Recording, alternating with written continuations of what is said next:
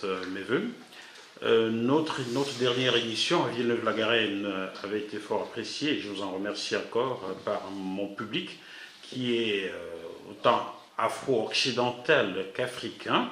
Et je serais très heureux de revenir vous tendre mon micro car vos analyses sont très appréciées par les téléspectateurs de mon média. Ma question va beaucoup tendre vers l'actualité, afro bien euro-africain ou vice-versa. On assiste aujourd'hui à des scènes qu'on n'aurait jamais imaginées sur le continent africain, des populations qui spontanément se lèvent et vont mettre le feu à l'ambassade de France. Ça s'est passé cette semaine en République démocratique du Congo. Pour ce public-là estime que la France est derrière le M23 et Paul Kagame. On assiste à une désobéissance, si je peux la qualifier ainsi, des chefs d'État africains, d'Afrique francophone bien entendu, que nous avons savamment installés, qui n'obéissent plus. On voit Jean-Noël Barrot qui se rend en N'Djamena au Tchad, à peine il est monté dans son avion pour le retour, qui dit que Mahama Idriss Déby demande à l'armée française de déguerpir. Ma question est un peu longue, je vous prie de me pardonner.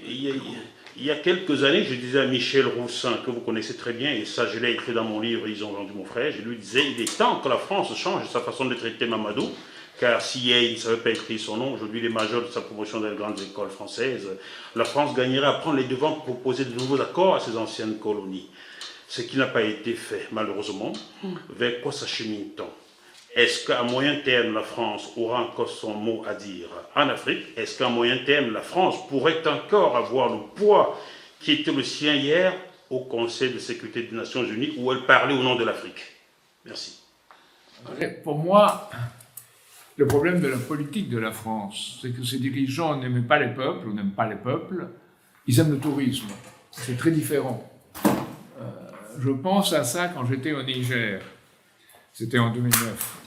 Et j'ai visité le musée qui était un Catalan d'ailleurs, c'était pas un Nigérois, c'est un Catalan, qui avait fait ce musée. C'est très intéressant parce qu'il y avait un premier cercle avec tous les animaux sauvages de la région et un deuxième cercle à l'intérieur avec 5 grandes cases où il y avait des moments de l'histoire de la région, de la préhistoire jusqu'à nos jours, avec même les productions nouvelles, artisanales du pays. Pas du tout entretenues, pas de moyens. Il y avait des gens assis devant les différentes cases, il fallait donner un peu d'argent pour pouvoir rentrer. Et la France n'a jamais rien fait pour ça. Or, la remise, cette conception très bonne, la remise en place de la chose coûtait, je ne sais pas, je l'avais évalué à 500 000, entre 500 000 et $1 million, c'est-à-dire 3 fois rien, par rapport à ce qu'on dépense. Ça, c'est une chose. L'autre chose, c'est les coopérants.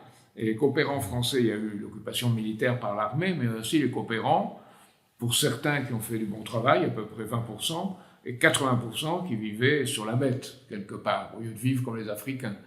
Donc il y a tout un problème là de relations et de remise en place des choses. Alors en ce qui concerne le M23, Kagame, l'intervention de Kagame, c'est une région du monde où ce qui s'est passé est abominable, parce que avec une complicité d'à peu près tous les milieux occidentaux, qui les uns tirés d'un côté, les autres de l'autre, en essayant de pousser l'un et l'autre, ont créé une situation d'un véritable massacre entre les populations, qui a commencé par le génocide des Tutsis, et ensuite maintenant qui continue par les massacres de M23 et de Kagame, qui envoie 4 ou 5 000 soldats de l'autre côté. Et on a une situation où l'environnement qui est créé n'est pas de nature à empêcher des choses pareilles, alors que la France aurait dû être dans son insistance et une discussion avec des dirigeants de la RDC, qu'est-ce qu'on peut faire pour que la RDC bénéficie de ses propres richesses minières comme un pays intégré. Donc voilà, et on n'a pas fait du tout cette politique-là parce que on était occupé ailleurs à faire des choses qu'il ne fallait pas. A-t-on fait l'inverse? Est-ce que la France a fait l'inverse?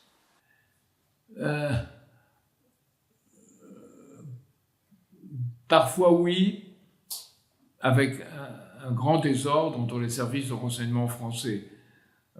On dit, vous savez, dans les services de renseignement américains, qu'à un certain moment, il y en avait qui finançaient certains islamistes et d'autres, et qui se tiraient dessus, tous les deux étant financés par les Américains.